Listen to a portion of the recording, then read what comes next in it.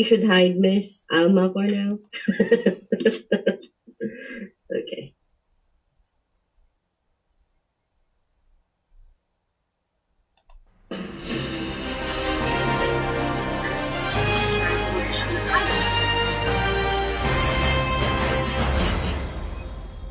Welcome to Diva's Two Cents, where we take complicated matters and break them down for the everyday masses. If you just tuned in and you like the content that you have been listening to on Diva's Two Cents, we air every Friday at 4 p.m. Central Time. So if you like what you see or hear, can you please share and like it? Go to the YouTube channel and subscribe so that others that you may know, your friends or your family, can use and hear this stuff. Okay. So thank you very much. But today I am so excited. I am going to introduce to you a young lady that I met a couple of years ago, about 2 years ago. And we were in a group together. We had a Zoom group meeting and we connected, and then she branched off and blossomed into this wonderful, passionate lady of real estate. She is not only a mother, she's a real estate investor. She is out there. She is the founder of the Women Who Invest. Her name is Alma Tuia, and I am so happy that I am going to go ahead and bring her on. Alma, how are you? Hi, thank you so much, Diva. You're so sweet, and I appreciate you having me on today. How's everybody? Oh, we're all good. I know we've got a lot of people on Facebook that have tuned in, and they really want to know, who is Alma? What is Alma all about? Why is Diva so high on Alma?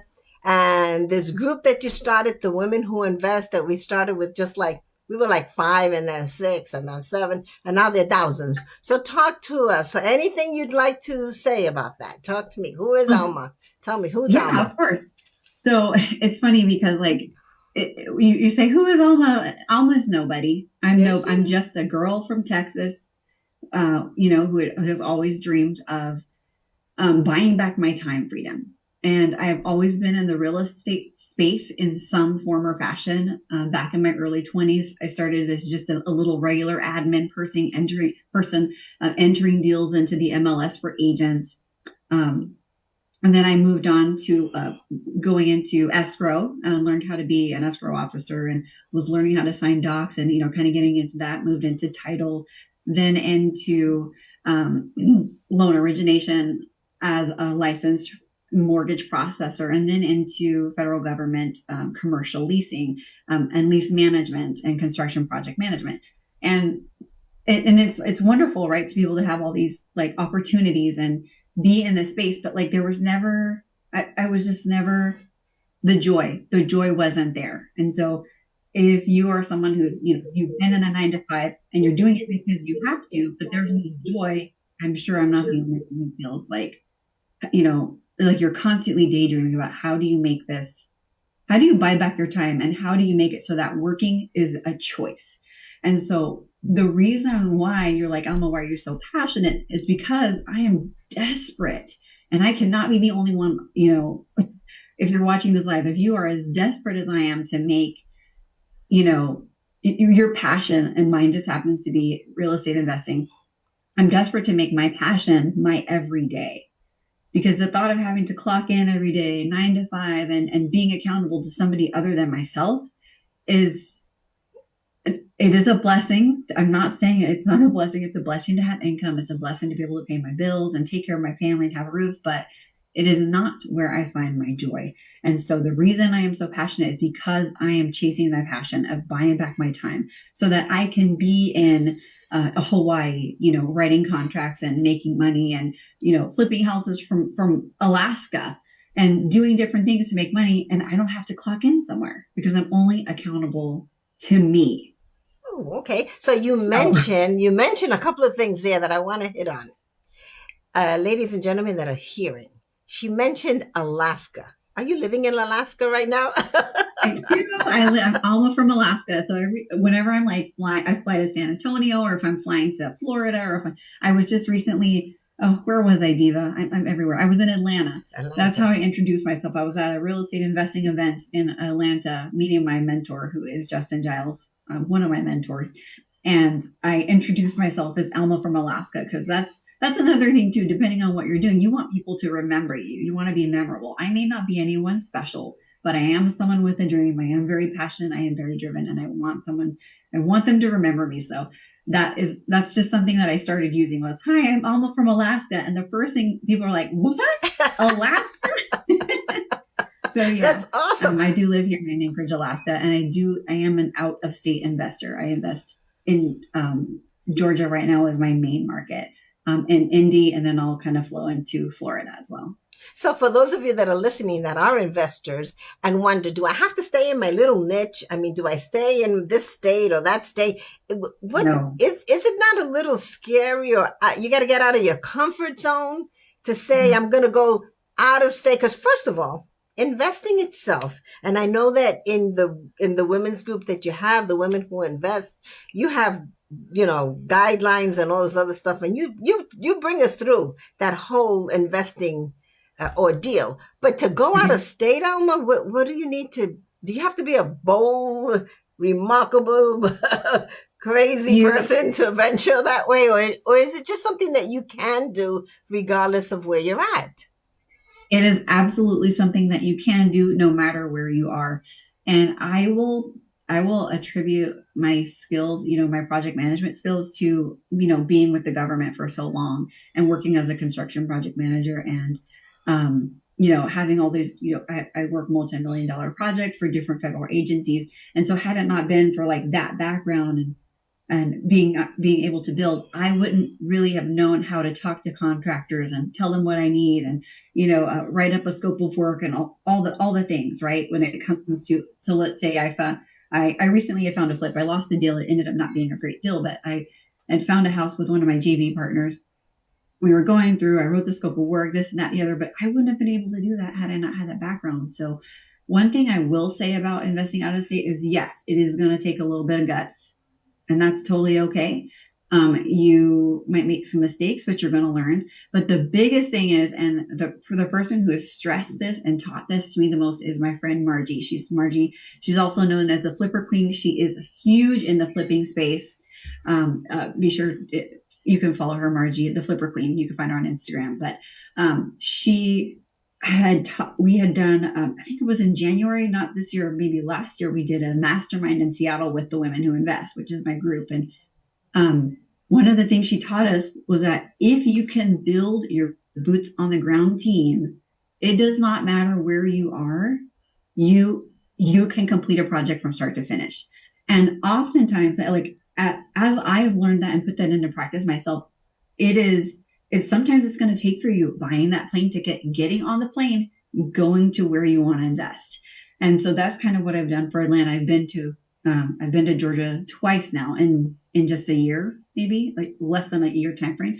And when I go, I got my rental car, I'm driving around, I'm making note of all the zip codes that I'm in. I'm taking note of, are there Starbucks nearby? What other shopping is nearby? What do the homes look like? What are the schools? What are the options available? And so I go and I get to know my market. Now, you don't have to get on a plane if you don't want to. I personally feel like I need to get on the plane and I need to be there. I need to feel the people out. I need to ask the questions. And that's actually one of the fun parts for me is the travel because, hey, it's travel, it's business. So it's a write-off, right? Right. But then you're getting to know the people in the community around you and you can ask the questions. So like, for example, I had to get a manicure while I was there because they were looking rough. And so while I'm there in the manicure place, I'm talking to all these different ladies who are getting their nails done. I'm like, hey, what's your favorite place to hang out? Like, where are the places to be in the weekends? And so I take note of those things. So I know where people like to be, where are the good places to invest, where to stay away from, things like that. So you can absolutely invest. If I can invest from Alaska, like cold, freezing Alaska, middle of nowhere, then you can invest no matter where you are. As long as you are willing to, build your boots on the ground team, maybe even hop on a plane and fly to where you need to go and get to know your market better. And the last piece that Margie stressed also is getting to know other investors in your area. Because let's say I have a friend, Jorge, he is in Florida. If I find a good deal, I can just pick up the phone and I'll be like, "What? Have you ever heard of such and such a city? What this and that and the other?" He'll tell me, "Oh no, Alma, you need to stay away from that place." Like, but why don't you try this zip code, or this state or city, and that's it. Like, your connections and your network is everything in this space. I always tell folks, if whatever you want to do, regardless of whether it's real estate or in any field you want to go, you have to network. You've got to get out of that shell. You got to talk to people. But real estate, okay, I'm going to go another route. I'm going to say, I want to go to, let's say, another state and I want to invest. How much money do I need? And what if I don't have those funds? I mean, what do we do? So that was like one of the things. I'm so glad you asked that. That's one of the things that kept me, like, after the first initial real estate class I'd taken in July of 2022 with you. That was where we met. Yeah. It was really scary because I was thinking, because I've bought and sold, my own personal homes twice, so I kind of know the drill and I've been in the space. And I remember, like, my second loan for this home, we had to put 20% down. This is a conventional home loan, and so I was thinking, well, how am I going to do that if I want to invest in properties? Like, how am I going to afford conventional home loans? And first of all, like, number one, with conventional homes, I think you're only allotted about 10 as an investor, right?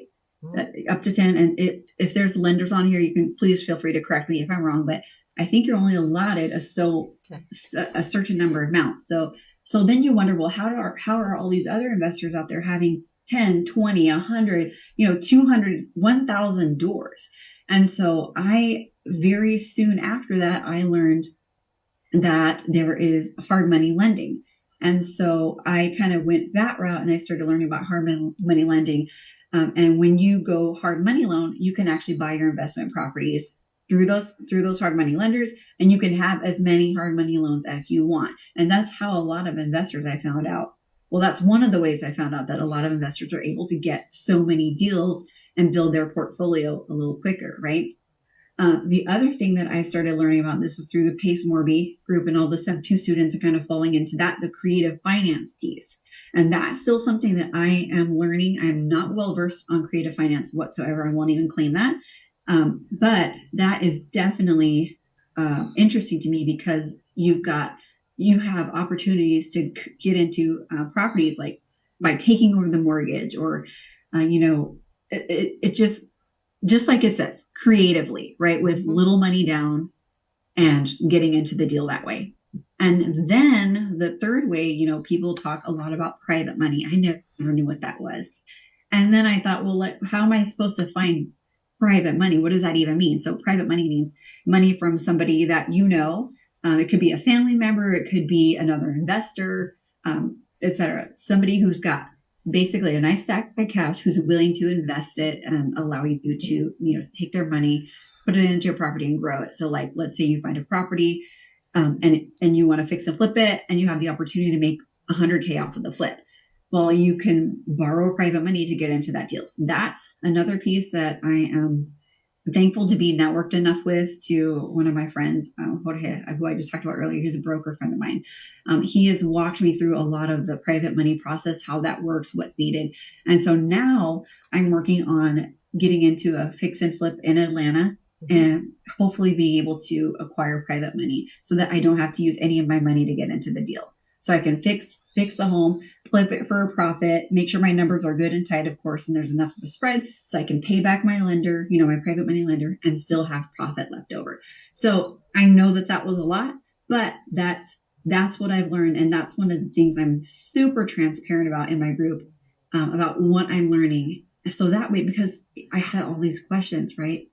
And I'm one of those people who's never been afraid to ask the question. Mm-hmm. I don't care if it makes me look dumb or ignorant. If somebody doesn't ask the question, you are never going to know.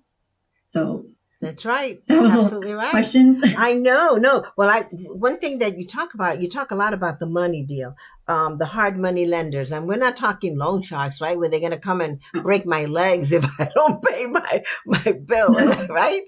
So you're talking about the hard money lenders, but you have to know how to position the deal so that you can still have a profit and be able to pay, right?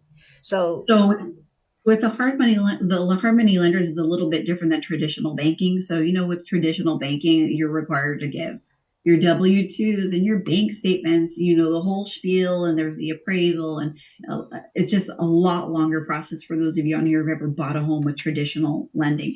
Well, with a hard money lender, they're going off of something completely different, like how much money the deal could, the property itself could make, or they're looking at other things aside from that. So when you go hard money, oftentimes you don't have to provide a bank statements, and you don't have to provide, and sometimes not even credit in some cases. Sometimes they go based off of your experience and how many deals you've flipped as an investor. So it's a lot more, lax, if I'm using the right term. You might pay a little bit more, right, in interest or fees or whatever. But if you're an investor and if your deal has enough of a spread, meaning you're making enough of a profit, that it kind of covers whatever that little overage is, it doesn't matter, because you still can leverage that to grow your portfolio even more. That's so right. Why cry about a percent or two here or there? Right. You don't Yeah. make profit. Yeah. But talk to me about the Pace Mobley. Is that like a group that you had to join, that you had to pay money to join? And so you're good at us finding mentors and us finding leaders that help us. Am I correct? Yeah. What do you say? I feel like that is that was the hard part. Like, there's a lot of people who would tell you, oh no, you should follow this person or that person. I'm one of those people where, like, you need to go and follow the person or the people that you connect with the most. And so I have my friend Margie. She's a big flipper in California. And then we have my friend Justin Giles. He is a huge millionaire in the Atlanta, Georgia space. And then we have Pace is everywhere. I'm sure a lot of people on here already know who Pace is. He's more of the subject to more of the creative finance, all the big stuff on Bigger Pockets. And so I kind of just float and gravitate to where I see that there are the people having the most success, if that makes sense, because there's no sense in trying to reinvent the wheel. I'm not going to discover anything new about real estate investment that hasn't already been. I'm just trying to go and find the people who are willing to help me, show me what to do, answer my questions without making me feel like an idiot for asking. Right. You feel safe. That's what I like about your group. We feel safe because we ask those questions, and some of the women, they chime in and they help. So it's a good thing to help each other. You also talked about private money. So private money meaning what? What does that mean? So like I was saying before, private money. So let's say I want to get into a deal and I need $20,000 to, to pay my hard money. If I'm going hard money, I might be required to put like $20K down. And so if I don't want to use $20K of my own money, then I can go to, let's say, my friend Bob and say, hey, Bob, I have this deal, and I can present the terms of the deal. I can present how much, what the potential is for profit, and then I can negotiate, hey, let me use $20K. I'll pay you $25 back at closing. Once we close the report, you'll get a check for $25 back. It's really not that difficult. In the very beginning, it felt like it was almost like intangible for me. Like, I would never be able to do that. I didn't know how it worked. It made no sense.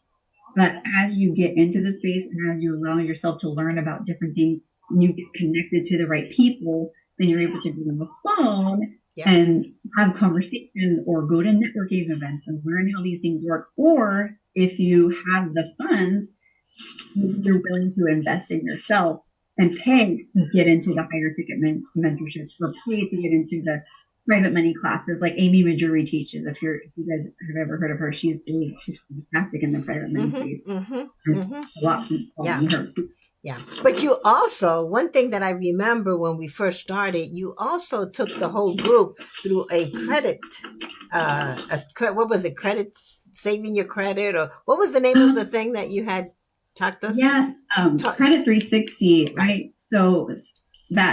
used to own a credit repair company from 2015 to 20. I think I closed that down so I could chase real estate investing full time, and we closed that in 2023. I think, Diva. I think last year, September. Okay. But yes, for many years I was a board certified credit specialist, and so I that's another thing is I was able to help a lot of people fix their Yeah. credit, Yeah. build their credit profiles, That's get their right. score to where it needs to be so they can buy homes or get, get certain credit cards for business, building business credit and all kinds of things. So yeah, it's very important to pay attention to your personal credit and your business credit at the same time. Right, right. So, like I've always say, numbers tell stories. What do your numbers tell you, ladies and gentlemen? Right?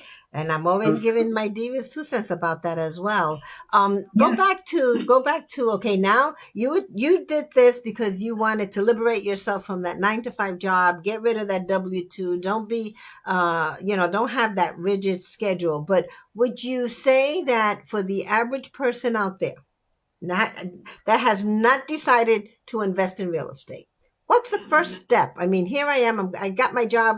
I have to go to my job on Monday. It's Friday. It's 4 o'clock on Friday. And I'm thinking, I don't want to do that anymore. Do I just quit my job and just venture off into another state and buy No. something and find a hard money lender? I mean, what advice would you give us? Okay, so that's a good question. And like actually, this was just recently at a recent mentoring event. I had a girl who was telling me that she just quit her job. Like, I guess she had a nice like savings to do that. But I personally would never just quit my job Mhm. and like dive in because you just never know. Like, no matter what you're doing, entrepreneurship, regardless, is risky, right? You're taking a huge risk. And so I didn't know if I was going to be successful. I'm still not a multimillionaire or anything. I'm just growing in my journey and learning and, taking the information that I have and the knowledge I've gained, the connections that I've made, and putting it into action. And that takes time. And so if there's anyone out there who's like, yeah, you should just quit your job and go all in, like I recommend that. But as far as that, my first step was taking that class. I became interested in something. I went and spent $17 and took that week-long class, which is where I met you. Yeah, I remember. And every night we were in class every night, listening and learning and writing it down. I was hooked. Yeah. By day 2, I was hooked. Yeah. But spending a little bit of money to take a class and kind of figure out where in real estate investing you want to start, because like, as you know, Diva, like there are so many different facets to investing. You could go into hard money lending, which is one of the things I did. We started WHI loans. So I do have a hard money lending company now. But you could do the HMI route. You could become a private money lender in this space. You could become a gator lender, and Pace More reteaches that. That's actually a class that I did spend a few grand on to learn how to do that. And for those of you who are wondering what gator lending is, that's where you're lending out your transactional lending. And let's say you have somebody who's new to the space, they want to get into a deal, but they don't have the $2,000 for the earnest money. I can transactional lend that $2,000. And then they might pay me $2,500 back or $3,000 back just for lending them, just so they can get into their deal. But that's a whole nother conversation. But you could go into wholesaling, which is where I'm trying my hand at now. And which is where you find the deal, you get it at a deep discount, and then you assign it over to another investor who kind of takes it over and runs with the property from there. And you make, a little fee just for finding the deal and saying, hey, here you go. Here's a good deal. You didn't even have to look for it. Mm-hmm. So you get paid for just finding a property, getting it under contract at a nice hefty discount. Mm-hmm. So there's wholesaling. You could be like my friend Margie, and you could flip houses for profit. You could be a developer. You could take land, like I have my friend Jessica Sellers Dugan. She is brilliant. She is a developer out of Washington, and she takes land and she turns it into multi-million-dollar, beautifully modern built, gorgeously appointed homes. Wow. So there's so many different things you could do in this space. You just have to kind of figure out what the opportunities are, and then figure out where, what are my sets, what brings me joy, what am I most passionate about. And so for me, I love the hard money lending piece, because I remember as a newer investor, like, how am I going to get into my deal? I don't have any money. And so it was really cool to be able to kind of start that piece and help other people, other investors start to get into their deals. And then the wholesaling part is where I'm kind of working on now, because it's just not, even though it can be challenging, it's not rocket science to find a deal get it under contract at a good deep discount, and hand it over to a buyer, another investor who's like, oh yeah, I'll take this. I'd love to flip this. And there That's is. kind of where I'm playing right now. And at the same time, I'm also looking for a deal to flip myself in Atlanta, because I just love Atlanta. Just one of my favorite places to be. Atlanta and Tampa, Florida. Tampa, Florida, really? Why Tampa? Yeah. Why Tampa? I actually grew up on MacDill Air Force Base. We lived there for quite some years, and those were just some of my favorite years as a kid. Living right there on MacDill Air Force Base, right there on the water. Oh, wow. Well, it's funny you say that, because I found a deal about 2.5 weeks ago, and I called the hard money lender, and I said, okay, it's this amount, and the person actually said, it's too small. Here, I thought it was huge. It's like, oh my God, I'm going to have to sell my firstborn or my grandchild to be able to buy this huge investment, make this investment. And they said it was too small. And I went, oh, okay, no problem. So we move on. But to everybody out there, it doesn't matter whether it's small or whether it's big. You just have to get out there into the space, network with people that are doing it, not just someone who's going to go online and sell you a course because I did this 20 years ago and this is the way to do it. You got to really get into the trenches with these people, make sure that they are doing it, and they're going to sell you whatever it is that you need to get from step A to step B. Where do you see this investing going, though, with interest rates? And I mean, from an investor perspective, do you even care? No, I don't. Okay. Because I always make this joke I make this joke with my mom a lot. People will always eat two things. Food to eat. Those are things that I never see going away. Like, can you imagine restaurants just going away? No. Can you imagine housing just going away? I don't think so. So regardless of interest rates or this or that and the other, because I have learned so much about creative finance and getting markets that are off, getting homes or deals that are off market, meaning they're not listed on Zillow. Like, there's so many ways you could get into a house. It doesn't have to be on Zillow. It doesn't have to be through a realtor. Right. That's the crazy part, right? It's like, it's unfathomable. Unfathomable almost, but you don't need to work with a realtor to get a house. Right. You could easily be driving by a house, see it, like it, and walk up to the home and be like, hey, seller, I'd love to buy your house. Did you want to sell it? And work a creative finance deal that way. Yeah. So there's too much opportunity out there for me to feel like this career or real estate investing journey is not going to go anywhere. Yeah. I listen to the interest rates and I say, it doesn't really matter because you're not going to live there for 30 years. You're going to buy it, you're going to invest in it, and you're going to move out. So that huge interest rate that you're thinking is huge is really just the cost of doing business, really, if you really think about it. Perfectly said. That's exactly it, Diva. And that's actually, I'm going to remember that, because every time people ask, what about the market and interest rate? And there's all this like fear mongering and stuff around it. What about it? Like, when you could take over someone's loan subject to at 2.75 interest rate and completely skip the bank, like traditional lending overall, and just swoop in and get that, circumventing all the nonsense, right? Yep. And it's really just about learning what that is and how to do that. And a lot of that, pays more to teach it than. I haven't quite dove into spending the nice pretty penny to get into that, but eventually I will most likely get into that. Okay. And really, I'll be able to take off in that space. But I'm doing this, one thing at a time. I'm playing in wholesaling. I'm playing in flipping, trying to find my deal. I have something special going on right now out of country that I won't talk about yet, thanks to a good friend of mine. So, but yeah, I figure out where you want to start.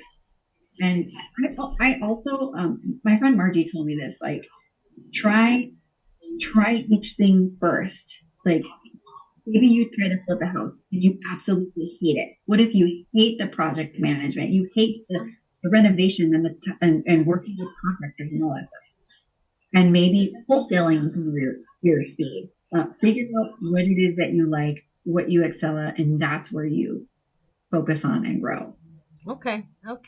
That's really interesting. Now, you do all this, and yet you're a mom. How do you manage work-life balance with your family and all of your investing and your working?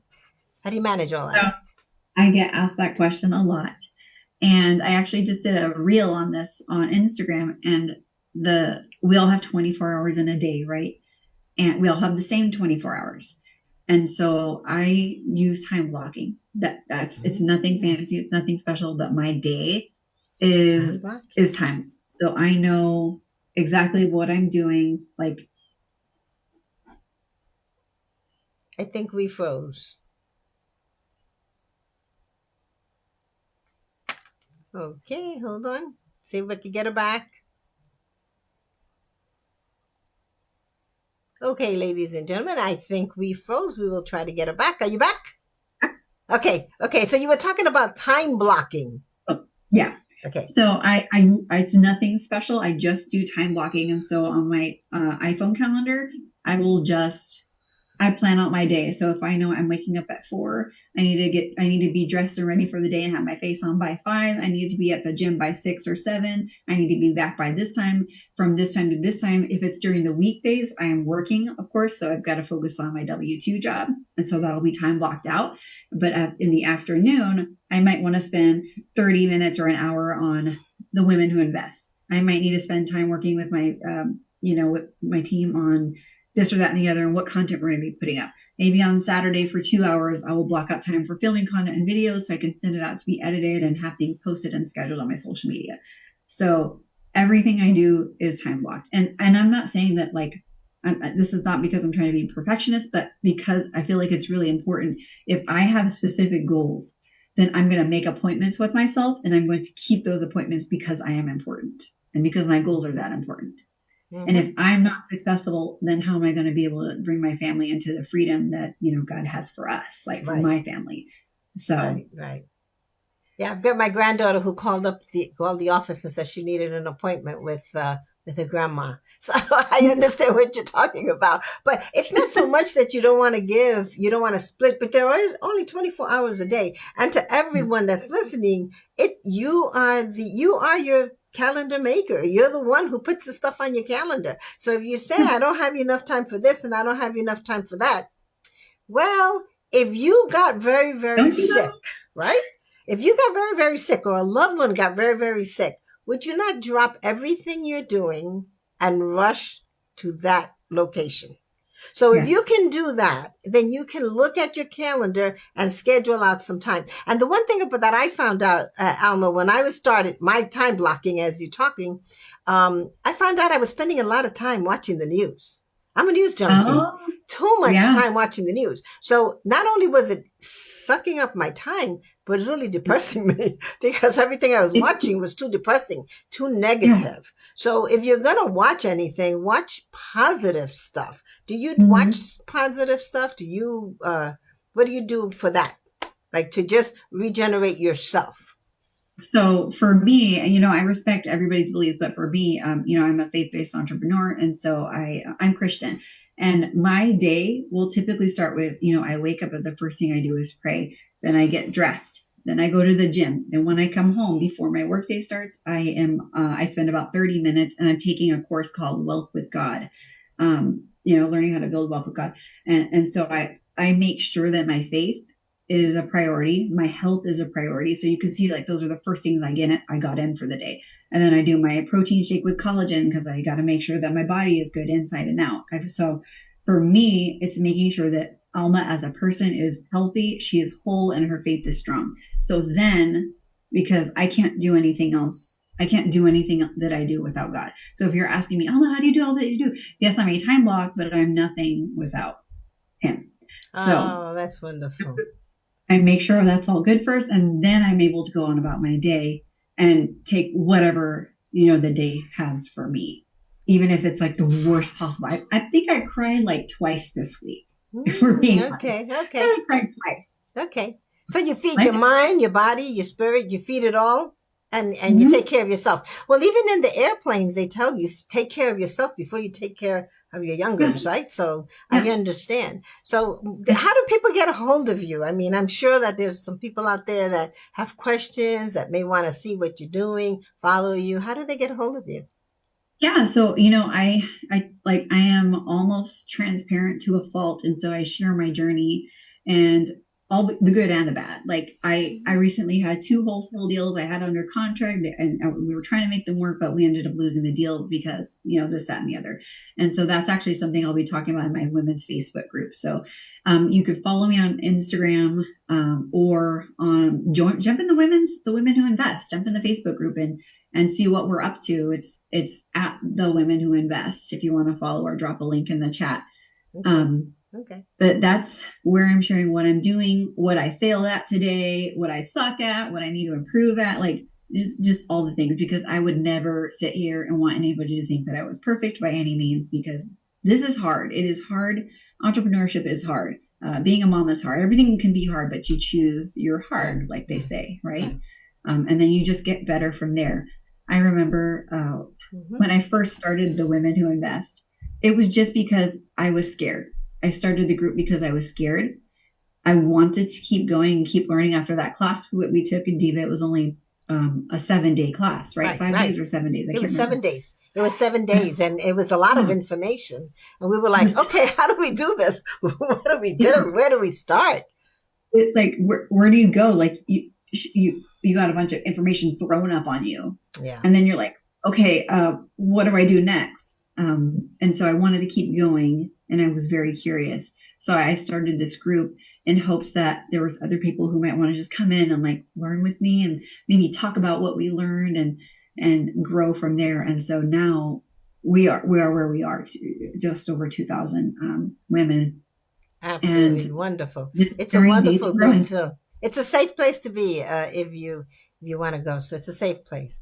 Okay. It's actually, I think it's in my, I think I have it in the rules where like, hey, if you're going to come in this group, you are not allowed to be a douchebag. You will be kicked out. Like you should be able to come in, ask a question, and not feel any sort of shame whatsoever. Yeah. And if I see people shaming you or something in the comments, you're out. You get banned. We don't even play with that. Yeah. That's absolutely wonderful. I started my Embodying Your Identity group and Facebook group, and it's a private group, and I also put in the rules: no bullying, no shaming. Mm-hmm. We're not here for that. We all fall, and it's not the matter that you fall. It's that you have to get up, but you also have to have people there to help you get up. So I really thank you, Alma, for joining us today. Can you give us one last tip or something that you want to leave us with? Yeah. Whatever it is that you're going to do, it's easier to not do it, because then you don't have to fail. You don't have to worry about failing. Yeah. But for me, if I can encourage you one thing, it is to do the thing. It is to do it afraid, do the thing, and be ready to fail so that you can get up and be better or stronger, no matter what it is. Whether it be you're finally going to start your fitness journey, you're finally going to start eating healthier, at least one meal a day, or you're finally going to start taking your collagen. Take the step and then build your community. Find the people that you resonate with and hold on to them tightly. And don't be afraid to be transparent. Don't be afraid to ask the questions. Mm-hmm. Mm-hmm. Well, thank you so much. I greatly appreciate it. I don't know, do we have, great advice. We have people here saying in the chat, great advice. Thank you so much. I appreciate everybody chiming in. If you like it, remember, share this so that others can hear it. And Alma, I'll catch you in a minute or two, okay? Thank you so much. I love you, my dear. Yeah. Bye, guys.